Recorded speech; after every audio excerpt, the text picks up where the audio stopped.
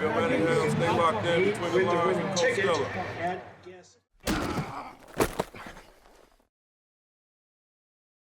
House Game of the week. Woo! This might be referred to as the game, right? Yeah, Besides bro. the game. You know what I'm saying? The collegiate level, I we know understand what what the you're game saying, is bro. the game, but around these parts, this might be the game. Hey, you said it, bro. It's one of the best rivalries in the country. I wrote it down the last 2 years. I wrote it down this year. It's one of the best rivalries in the country. You don't got to oversell this game. I'm going to get through it real quick. I will say Canton McKinley ain't beat them since 2015. So Massillon got them nine straight times. So I know in Canton McKinley land, this got to be the year to get it done. So Massillon, they coming off a big-time win versus Harding last week. They're battle-tested, got a tough schedule, and they're very well coached. We know that about Massillon. We know they're traveling. We know their fans coming with them. Offensively, junior quarterback Manny Patterson been having a good year. He's 14 yards shy, of 1,000 yards. He got 15 touchdown passes. We talked about the skill players, Xavier Owens, Anthony McMullen Jr., Geo Jackson Jr., Deontay Malone, Jaden Thigpen. So they got all the backs, all the receivers and tight ends that they need. Offensively, they got a good offensive line up front. They finally getting to the point where the offensive line is playing consistently every week, week in, week out. Earlier in the year, they weren't bad line. They just got a lot of new faces, so they had to get consistently play well week in, week out. They're doing that. On the other side of the ball, defensively, shout out to Logan Allman. He lead the defensive line. The kid is a big-time football player. Toledo commit, been having a good career. Keep an eye on number 91, Samuel Docious. When it's passing situations, this kid got some pass rush move. He got some juice coming off the edge. Seen him twice so far this year. I like that kid, number 91, coming off the edge. The secondary, they got a good group. They got 4 potential Division I players. We talked about Chance White. Shout out Chance White. The first game we was at against St. Ed's, I don't know if that was his first start. That was the first time we seen him. And the kid held his own. He playing on the other side of Deontay Malone, which is another big-time football player. Kid plays both ways. And that safety, they got Trayon Williams, who's a physical guy, tone setter, bring that energy, bring that attitude. And the kid I really like in that secondary is Braylon Gamble. The kid is legit about 6'2", 185 pounds. He'll come up and hit you, but he's athletic enough to play off the hash or play deep middle. I think that kid has a bright future also.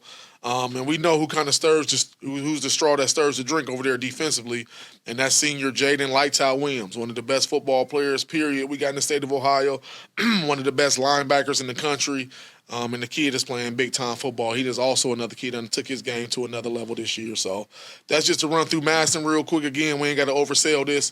My coaches are for Massillon. 2 questions that I'm looking at. Number 1, can the Massillon offensive line dominate the line of scrimmage versus a good front 7? Canton McKinley has a really good front 7, so can they dominate that front 7? And then the second thing is, we talked about how good the Massillon secondary is. Can they lock up DJ Britt and Darius Hill? We already know what type of dynamic duo DJ Britt and Darius Hill, what they are. Shout out to Legacy Lee, a tight end that also can make plays in the passing game. So that's one thing I'm gonna really have my eye on watching that game is the Massillon secondary matched up against the Canton McKinley receivers.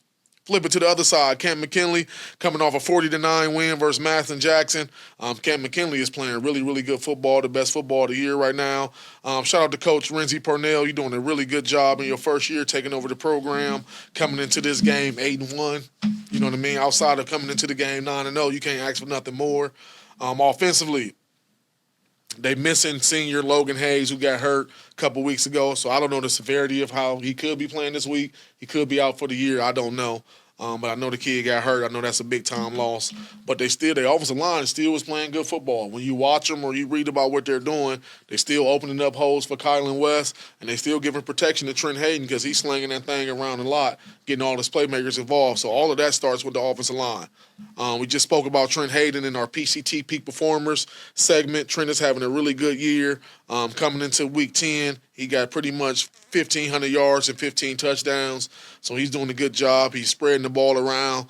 One week it could be Darius. One week it could be DJ. The next week it could be both of them. And like I said, keep an eye on Legacy Lee at tight end. The kid is a player. We spoke about the dynamic duel. They got that receiver. Coming into the game, DJ got 577 yards and 5 touchdowns, and Darius got 500 yards and 6 touchdowns. If they weren't playing with each other, one of them would probably have 700-800 yards and close to 10 touchdowns. But these kids are a dynamic duel. DJ is more like your smooth route runner. He just kind of play the game smooth, has really good ball skills, and he's wiry strong. Where Darius is more of that explosive kid. You can get him on screens, or he could dunk on you. For a kid 5'9", I don't know what's vertical, but I seen him in 7-on-7s, and I seen him in game action go up over bigger DBs and dunk on him. He can go to a higher shelf than most of them can. So they got a dynamic duo there. They got a good offense right now. Defensively, they're coming into the game only giving up 14.6 points per game. So defense holding it down on that side too. I talked about their front seven earlier. They got 3 players with 10 tackles for loss or more. Colin Hickle got 13, A.J. Mitchell got 11, and Antonio Stevens got 13. So that's 2 D linemen and your middle linebacker. And then also when you look at Hickle and Mitchell, they both got about 4.5, 5 sacks. So they can get after the passer too. So they're doing a good job on the front. And then you got Antonio Stevens. I call him Mr. Green Dot. He's the perfect guy you want in the middle of your defense. He's passionate. He got a high IQ. He loves football. He loves being out there. And another thing about watching Antonio, you could tell he loved playing with his teammates at Canton McKinley. You could tell he loved it. So that's why I call him Mr. Green Dot. And really the secondary, I think they underrated. Coming into the year, a lot of people knew about Shaw Davis. Some people knew about Demir McClellan, being that he played the last couple of years and being who his brother is. But when you look at this group as a whole, Chris Crock got 4 interceptions. I remember telling you at the 7-on-7 at Euclid this weekend, like, I like how this kid moving. I like his pedal for a kid that's about 6'1", 6'2". I thought he was going to have a pretty good year, and he got 4 interceptions.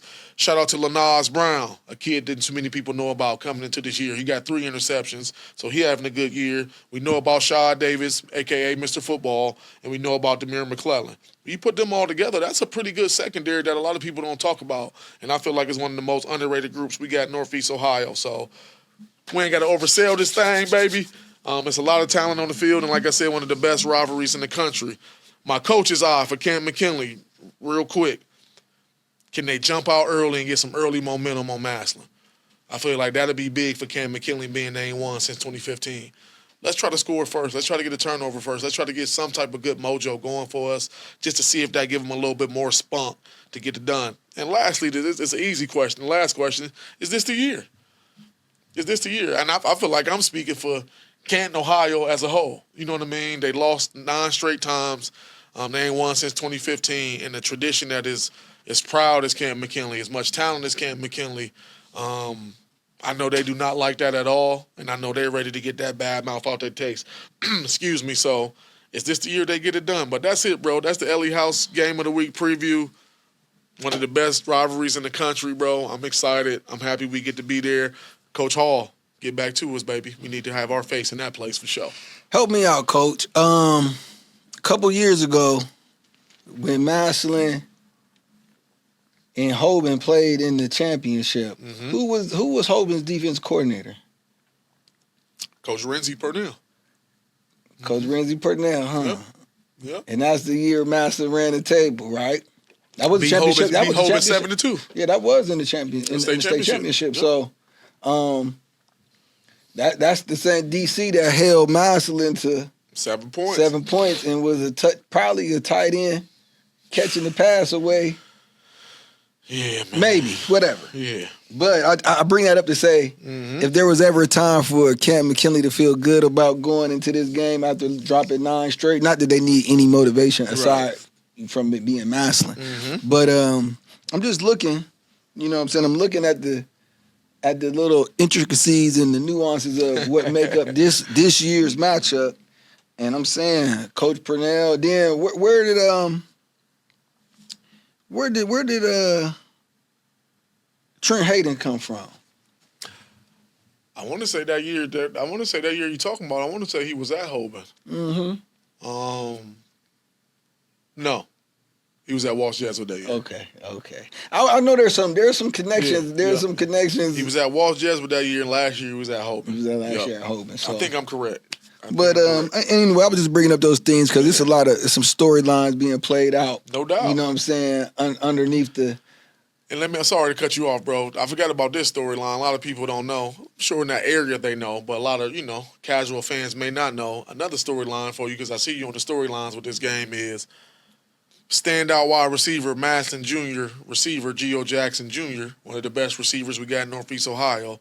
His dad is a receiver coach for Canton McKinley, Geo Jackson Sr., so Storyline. Yeah, you know what I'm saying? No doubt. So, you know, this game has a lot to offer, as you can see, Facts. as we continue to peel back the onion and look Even down to the household is bragging rights. It get like that, right? So yeah, man, Massillon going over the, you know what I'm saying, the Hall of Fame to play those guys, man. I can't wait, bro. Like I said, Coach Hall, Coach Brenzel, somebody get at us, you know what I'm saying, so we can Shad, bring Antonio, Demir, and holla at the peoples, man. Tell them, man, we gotta have between the lines with Coach Stella at this game. It's only right.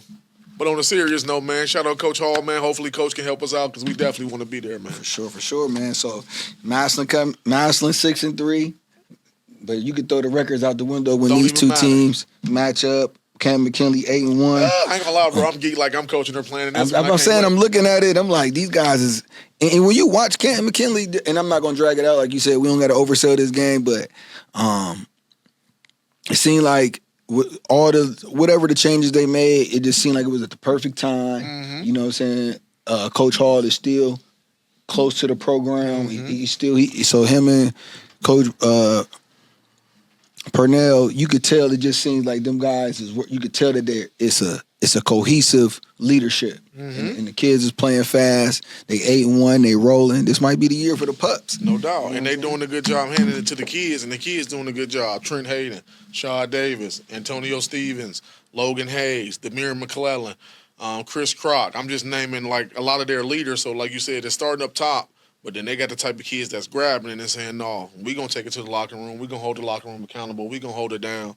Mm-hmm. And shout out Coach Purnell. We seen him at the Euclid 7-on-7 this summer, already putting his culture and his stamp on the program, whether it was just how he was talking to him, whether it was him having to get on him, or whether it was him having to put his arm around him and give him some love. He was able to do all three in just a short period of time that we seen him. And it's no surprise that he got his team 8-1. But they looking for the biggest win of the year. Indeed, man. That's our Ellie House game of the week. Our face will be in the place. Let's go, baby. Better get your ticket now. For sure. We gonna keep it moving. Talk to me, bro. Keep on moving, don't stop. Hey, so overtime. Be checking in, man. Keep it locked in, but in between the lines with Coach Stella. You feel me? You dig?